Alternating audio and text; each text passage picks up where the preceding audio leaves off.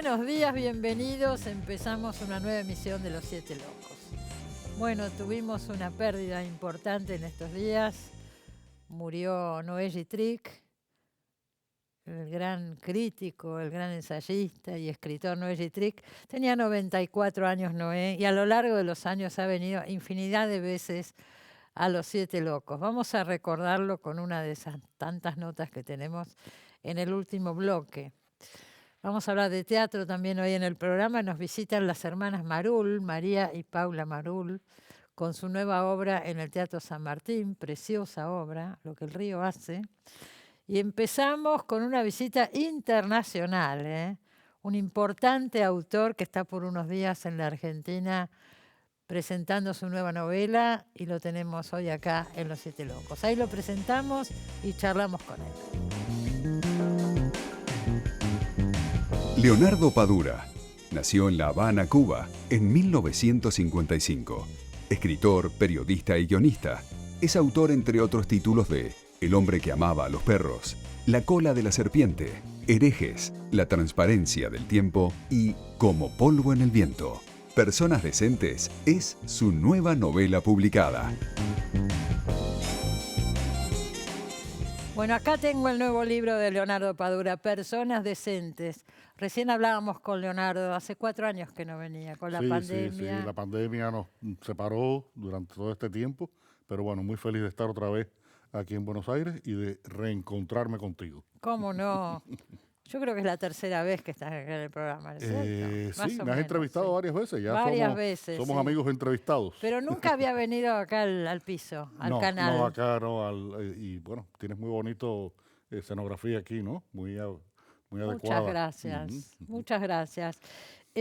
Con el libro anterior no pudo haber ninguna promoción, salió en plena... Salió en plena pandemia, como polvo en el viento, salió justamente en agosto del 2020, imagínate. Y tuve que hacer toda la promoción por vías digitales. En España, aquí. Es difícil. Es muy difícil. ¿Y eso se notó en las ventas? ¿Se vendió menos? Mira, el libro se vendió bien y se ha seguido vendiendo bien. Yo creo que la pandemia nos ha enseñado algo que es importante, y es que muchas veces hay que buscar recursos que de alguna manera nos permitan el don de la ubicuidad. Yo acabo de venir de España, de hacer una gira en España. Estoy ahora en Argentina, voy a Uruguay y voy a Chile. Pero hay otros países a los que físicamente no puedo ir y no hay tiempo. Y bueno, estos recursos sirven para de alguna manera poder hacer la promoción, que no es igual cuando es presencial, por supuesto. No es lo mismo, pero es un instrumento más que ahora hay que aprovecharlo, usamos. hay que aprovecharlo, A nosotros nos pasó acá en el programa, nosotros no hacíamos notas por Zoom y ahora seguimos haciendo con autores que están afuera, etc. Claro.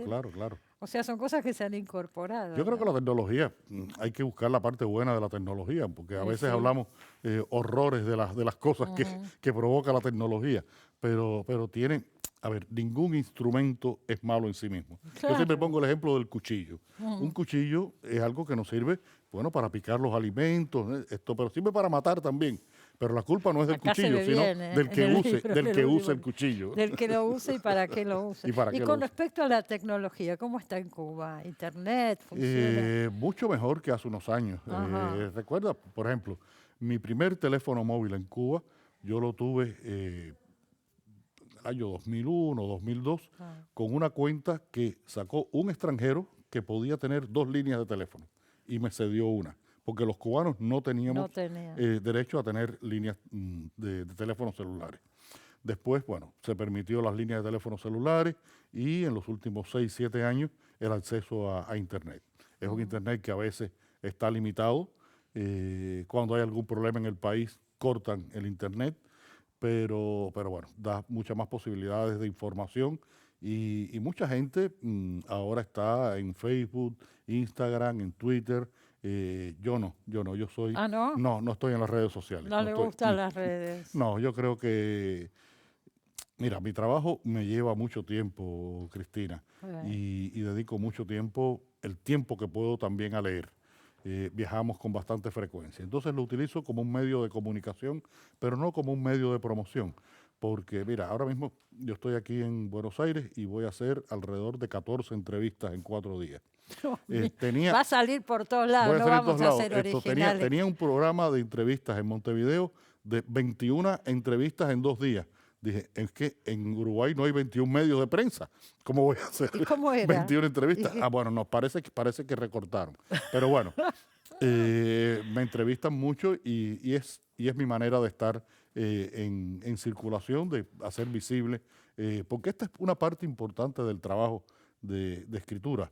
Yo me meto 2 años trabajando en este libro, Sí. en esa soledad que exige la escritura, esa concentración, pero después ese libro es necesario promoverlo. Por supuesto, es parte de la cosa, pero mira, debe ser agotador. Es agotador, porque pasa una cosa, Cristina, que es importante, que hay que tener en cuenta, y es que el mercado, el libro es un objeto que se concreta su existencia en el mercado. Juro. El mercado es diabólico, es terrible, pero es necesario, porque si no fuera por el mercado, estos libros no llegaran a los lectores. Pero por supuesto. Entonces, bueno, hay que trabajar en el mercado también. Este éxito masivo así tan grande empezó con El hombre que amaba a los perros, supongo. El hombre que amaba a los perros fue un libro que fue un antes y un después. Un antes y un después, sin duda. Sin duda. Sin duda, sobre todo aquí en América Latina. Sobre todo aquí en América Latina, sí. Seguro. Sí. Ya Mario Conde existía, el detective Mario Conde. No, pero no tenía la divulgación tremenda. Y ya estaba publicado con Tusquets y había ganado premios importantes, claro. Pero aquí en América Latina también pasaba algo en América Latina, no tanto en Argentina, pero en otros países, y es que la editorial Tusquets dependía de distribuidores nacionales. Cuando Tusquets se incorpora al Grupo Planeta, pues se aprovecha de los canales de distribución de Planeta, que son mucho más abarcadores, y eso también ha hecho que los libros circulen mucho mejor en países donde llegaba poco y mal, por ejemplo, Ecuador, Bolivia. Acá llegaban bien los aquí libros. Sí, aquí siempre Tusquets tuvo una presencia importante aquí en Argentina. Sí. Con Mariano Roca en esa época, con los Roca, desde esos años. Ahora vamos a hablar un poco de personas decentes, y yo pensaba... Porque además es una situación particular la de Leonardo Padura, que es crítico, es muy crítico con el gobierno cubano, pero vive en Cuba y sigue viviendo en Cuba. Eso en el pasado no pasaba. Gabriel Infante se tuvo que ir, ¿no es cierto? Sí, yo creo que no todo ha cambiado, todo lo que debe cambiar o que quisiéramos que cambiara, pero bueno, algo ha cambiado. Mi literatura la hago en Cuba, yo vivo en Cuba. Desde el año 95 tengo relación con la editorial Tusquets, desde el 96 tengo relación con Tusquets. Yo escribo mis libros en Cuba, los envío a la editorial y salen sin pasar ningún filtro de ninguna institución, ningún censor, ningún intermediario cubano. Y yo en mis libros digo lo que yo siento que debo decir de la situación de Cuba, y en las entrevistas esto lo mismo. Eso significa que en Cuba a veces soy un poco invisible. No existo demasiado. Bastante con ediciones pequeñas. Los últimos 3 no han salido en Cuba, es decir, por razones de inmediatez. Pero hay una edición que se hizo de Como polvo en el viento, mi novela anterior, con una editorial que tiene su sede fuera de Cuba, pero distribuye libros en Cuba. Ajá. Ediciones de 1000 ejemplares, 1500 ejemplares, pero ahora, mira, con este libro ha pasado algo muy tremendo, pero en el fondo satisfactorio. El libro sale al mercado en España el 31 de agosto. El 1 de septiembre había circulando en Cuba copias piratas digitales. Claro. Entonces la gente lo lee, a veces que lo leen en teléfono. Yo he visto muchachos que me dicen, mire, estoy leyendo su libro, y me sacan el teléfono y me lo enseña. Bueno, son las alternativas que la gente encuentra y que, bueno, satisfactoriamente en este caso significa que los cubanos pueden tener acceso a mi libro gracias otra vez a la tecnología. Claro, pero son piratas esas copias. Sí, pero bueno, mira, no deciden Seguro. Esto y sí deciden en el acceso a la lectura de mucha gente. Por eso es importante, claro. ¿Cierto? Bueno, la novela es crítica, pero es crítica de momentos específicos. Cuenta cosas que me gustaría que nos explicara un poco acá, porque por ahí no son tan conocidas, como esta persecución ideológica tan fuerte, pero en un año concreto que creo que es 71. En los años 70, sí. A ver, En el año 71 se produce en Cuba un importante Congreso de Educación y Cultura, del que salen los parámetros, oye qué palabra, que debían cumplir los docentes y los artistas cubanos para poder figurar en el panorama social civil del país. Si tenías tendencias homosexuales, creencias religiosas, problemas ideológicos, podía ser marginado. Esa marginación la sufrieron, por ejemplo, dos de los más grandes escritores cubanos del siglo XX, José Lezama Lima y Virgilio Piñera. Están nombrados en la novela con nombre y apellido. Están nombrados con nombre y apellido. También otros. Y bueno, y Virgilio Piñera es un personaje muy conocido aquí en Argentina porque vivió acá una época acá, 10 años vivió acá. Sí. Y Lezama Lima, el autor de Paradiso, una de las grandes novelas del siglo XX. Y los dos mueren en los años 70, 76, 78, 79, sin que se hable de ellos. Yo recuerdo haber leído en un periódico un parrafito diciendo que había muerto José Lezama Lima. Nada más que eso. Eso fue todo. Y como ellos fueron muchos, escritores, pintores, cineastas, bailarines. Yo leía el otro día una nota que le hicieron y decía algo que es cierto. Por un lado, se estimuló muchísimo en Cuba al principio de la revolución, ¿no es cierto? Sí, claro. La industria del libro, el cine cubano, tantas cosas, pero por el otro lado... Imagínate que en el año 60, creo que es 60 o 61, se funda la Imprenta Nacional de Cuba. Y el primer gesto concreto fue la publicación de 500.000 ejemplares del Quijote. Claro. En una población de 6 millones de habitantes significaba que cada casa tenía un ejemplar del Quijote.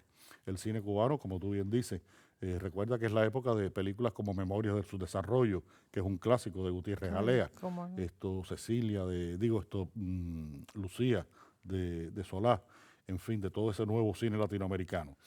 Y las campañas de alfabetización. La gran campaña de alfabetización, que fue un hecho cultural importantísimo. Sin duda.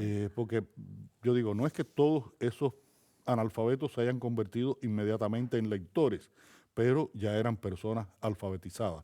Y eso en una sociedad es muy importante, y en América Latina sabes lo que eso significa. Y después vinieron entonces estas políticas sovietizantes, de sospecha, de alineación de un pretendido realismo socialista en el arte, que en todas partes fue desastroso. Y en esta novela, por ejemplo, hay un personaje que yo asocio con Ana Aimátova. Es un personaje que tiene un papel importante que no vamos a decir a los lectores porque lo descubrirán en su momento. Es un policial, hay una trama policial. Sí, hay una trama policíaca y pasa algo con ese personaje que es importante. Sí. Y es un personaje que tiene esta asociación con Ana Aimátova porque de alguna manera fueron esquemas que se repitieron en todos los países socialistas. Claro, era un modelo, ¿no es cierto? Sí, Era un modelo que se repetía. Bueno, acá aparece un personaje que supongo que es ficticio, pero está basado, un burócrata, ¿no?, de la época. ¿Y cómo se aprovecha de la situación? Porque además para rédito personal. Este es un personaje que está construido a partir de varios. Sí. Igual que la poeta que se asocia con Ana Aimátova, igual que otros personajes, es una síntesis. La poeta tiene un nombre muy similar a una persona. Es un homenaje a Natu Poblet. Es un homenaje a Natu Poblet. La dueña de la librería clásica y moderna. Se llama Natalia Poblet. Se llama Natalia Poblet. Era un homenaje. O sea que la quería mucho a Natu. Teníamos una relación muy bonita. Yo creo que ha sido una de esos libreros que tanta falta nos hacen, porque era de esa gente que te recibía en la librería, a ti como cliente de la librería, y te hacía sentir que tenías que leer, Que era importante. Y te decía, mira, este libro trata, en fin, era como deben ser los libreros. Una librería que cerró lamentablemente. Pero bueno, Natu hizo una gran labor y este personaje, por supuesto, es un homenaje a Natu. Y te decía, son síntesis de varios personajes y un amigo, yo voy escribiendo las novelas y voy escribiendo por versiones. Termino y vuelvo desde el principio y voy perfilando, ¿no? Y en algún momento, alguna de esas versiones se la doy a leer a algunos lectores que yo confío mucho en su juicio. Y uno de esos amigos me decía, es que este personaje, el represor, es muy malo. Digo, es que yo quiero que sea muy malo, porque tiene que ser un tipo muy abominable, porque lo que hicieron fue algo muy abominable. Claro, pero entonces, acá había además un provecho personal, sí, además era, de la persecución ideológica. Se quedaba con los cuadros de los artistas. Los extorsionaba, los chantajeaba, los amenazaba, en fin. Hay un momento en que Conde hace una reflexión sobre el miedo y dice, bueno, toda esta gente vivió con miedo y no es justo que la gente tenga más miedo de los imprescindibles. Está el miedo a la muerte, el miedo al dolor, dice Conde, el miedo a los leones, a las ranas. Uno le puede tener miedo a las ranas, son los miedos normales. Pero que haya otros miedos inducidos por la sociedad, eso es realmente deprimente y lamentable. Es demasiado, ¿no? Bueno, la figura de Conde ya se dijo muchas veces, pero es un poco el alter ego, porque Conde dice todo lo que piensa Padura un poco, ¿no? Es el medio que tengo yo para ventilar a través de la literatura, por supuesto, muchas de mis preocupaciones, de mis obsesiones, de mis miradas a la realidad cubana, de mis sentimientos con respecto a la ciudad, a la amistad, a la literatura, a estos procesos históricos y sociales de los que habla Conde. Es un desencantado. Es un desencantado, pero es un hombre que tiene una sensibilidad especial. Recuerda que Conde en las primeras novelas era policía, en las primeras 4. Acá está actuando de policía, lo llaman porque están todos ocupados con la avenida de Obama. Viene Obama a Cuba. Hay muchos elementos en esta novela. Transcurre con el recital de los Rolling Stones, que cómo me hubiera gustado ir al recital en La Habana, y la visita de Obama, que fue en el mismo año. Sí, fue en días consecutivos, en el 2016. ¿No? Ahí transcurre la novela. 2016, transcurre esa historia del presente, porque hay una historia en el pasado. Después vamos. Hay otra más. Entonces ahí aparece muerto este represor de una manera bastante cruenta, bastante rara, y como todos los policías están en función de los visitantes que llegan, pues el antiguo compañero de Conde le llama Conde. Mira, son estrategias que yo tengo que desarrollar, porque en la realidad ningún privado hace una investigación criminal. Las investigaciones criminales las hace la policía, que tiene todo el instrumental científico necesario para hacer una investigación. Bueno, estamos hasta aquí de series como CSI y esas cosas que, bueno, exageran un poco, pero bueno. Entonces yo tengo que buscar siempre un pretexto. En la novela anterior, por ejemplo, La transparencia del tiempo, era un amigo de Conde que le habían robado una virgen negra que tenía en su casa y lo va a buscar, búscame, ayúdame a buscarla. Entonces siempre hay un pretexto para que Conde pueda hacer la investigación. Y acá es la visita de Obama. Y aquí es la visita de Obama, que se habían acabado los policías. Porque él se dedica a comprar y vender libros. Sí, pero aquí también en esta novela, en ese momento que estamos hablando del 2016, que se abren muchos restaurantes, bares, hostales en La Habana, circula el dinero, la gente está viajando, bueno, vienen las Kardashian a La Habana, Rihanna, Rápido y Furioso, Filma en Cuba, se mueve la gente. El bar de un amigo de Conde, que es su socio en la compra y venta de libros viejos, él le pide que vea, que esté allí para que vigile. Y se ganaba unos pesos también. Y se gana unos pesos allí. Porque también está todo ese tema, ¿no? Claro. ¿De qué vive Conde? ¿De qué vive? Tengo todas, en todas las novelas que buscarle. Hay que cubrir todo. Claro, no dejar cabos sueltos por ningún lado. También se habla de la ilusión que fue ese momento, en 2016, con la visita de Obama, la apertura y después... Es que parecía que iban a cambiar las cosas entre Cuba y los Estados Unidos. La relación de Cuba con los Estados Unidos es muy importante y ha sido muy traumática, traumática. Aquí en la novela se habla de ese momento histórico en que se produjeron las 2 intervenciones militares. Además, vamos a decirlo, el bloqueo sigue y te lo tienen. El bloqueo sigue. Y Trump, todo lo que Obama potenció de acercamientos, Trump lo canceló después. Todo. Y ahora no se reabrió con Biden. Ahora con Biden se están reabriendo poquito a poco algunas cosas, pero no con el mismo ritmo de la época de Obama. Mira, recuerdo que los intercambios académicos, culturales, deportivos, religiosos, a nivel incluso oficial por temas como el tráfico de personas, la meteorología. Cuando un ciclón pasa por Cuba, acaba de pasar uno por Cuba y después atravesó la Florida. Pero claro. Es decir, vivimos tan cerca que necesitamos esa comunicación y ojalá se potenciara en muchos sentidos y que al final incluso hubiera una relación cordial entre los dos países. Eso sería lo ideal. Y parecía que podía pasar en ese momento. Obama trabajó en ese sentido, pero pasó algo que sorprendió al mundo completo. Yo estoy casi seguro, Cristina, de que posiblemente la política de los demócratas era que después de Obama viniera Hillary Clinton y Hillary Clinton fuera la que empezara a desmontar toda la ley, porque es una ley del embargo, se llama así, una ley codificada por el Congreso que de alguna manera empezara a desmontarla. Pero vino la gran sorpresa para el mundo. Llegó Trump al poder, canceló todas las políticas de Obama, incluida la de Cuba. Y volvemos para atrás otra vez. Volvemos para atrás de nuevo. Está esta otra historia que parece que Conde la escribe, ¿no es cierto? Porque Conde también... La escribe Conde. Conde tenía que escribir ya. Claro.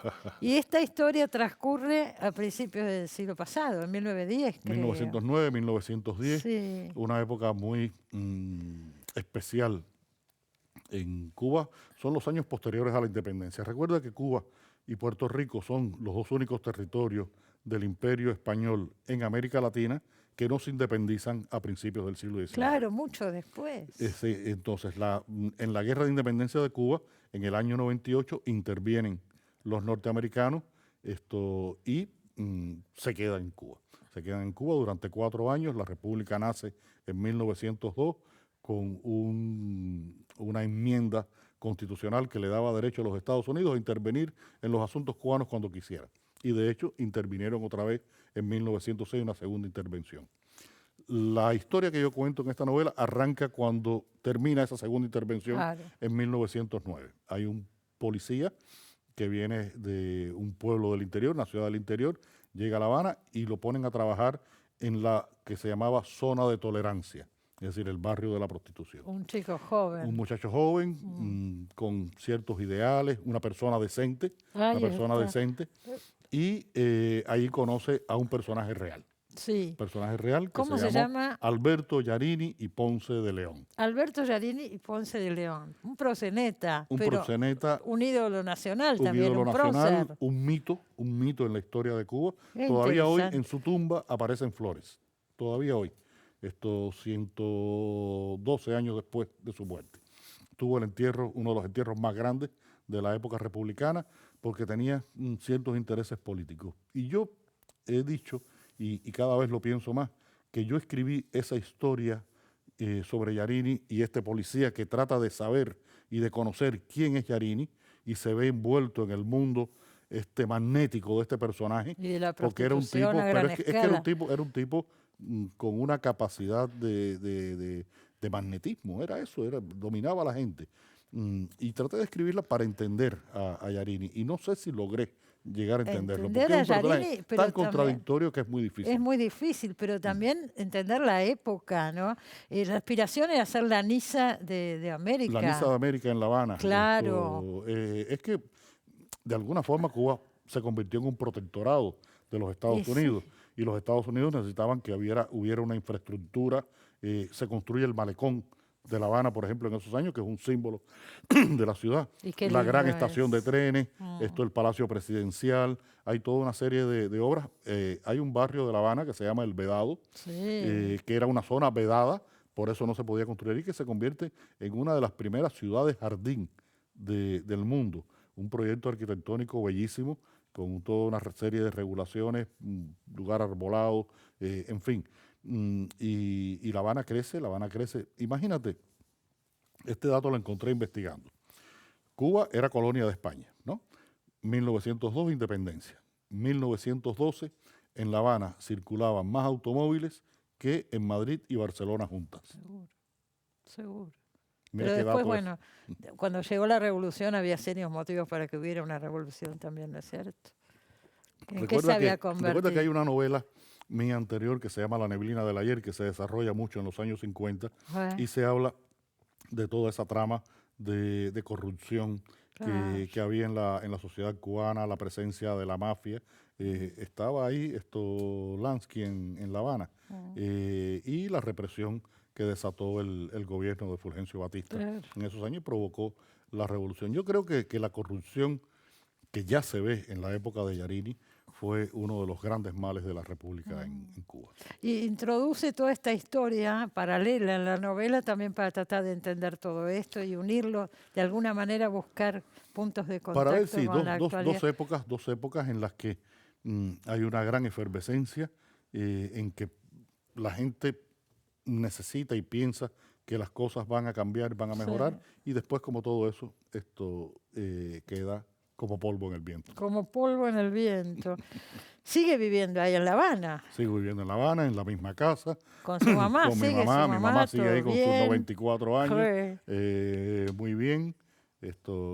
Antes de salir para acá, cada vez que yo salgo de viaje, ella me da la bendición y me da un beso en la cabeza. Me dice que te vaya bien, mijo, ahí con sus 94 años, encantada de la vida. ¿Y termina esta gira y vuelve para allá? Regreso a Cuba y ya después voy a México a la feria de Guadalajara en noviembre. Sí.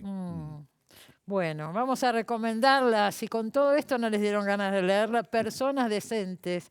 Dice en algún momento Conde, un decente de los de antes, ¿no? Un decente de los de algo antes. Así, Sí. un decente de los de antes. De los de antes. Hay una reivindicación acá de valores. O sea. Mira, hay una reflexión sobre este fenómeno ético, y uno de los puntos en los que yo quise insistir fue en la percepción que siempre se tiene de las prostitutas como mujeres indecentes. Y traté de tener no una visión compasiva, sino una visión comprensiva.